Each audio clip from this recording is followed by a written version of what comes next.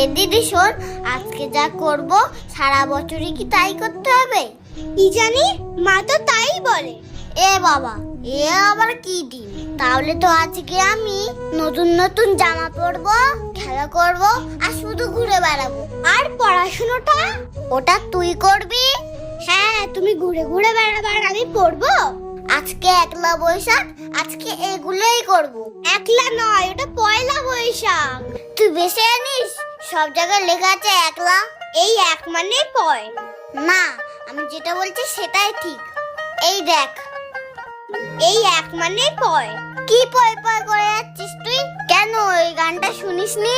যদি তোর ডাক শুনে না কেউ আসে, তবে একলা চড়ো রে, এটা সেই একলা। আরে ওই একলা মানে তো একা একা, আর এটা পয়লা। আমি সেই রান্নাঘর থেকে শুনতে পাচ্ছি কি একলা পয়লা করে যাচ্ছিস তখন থেকে তোরা।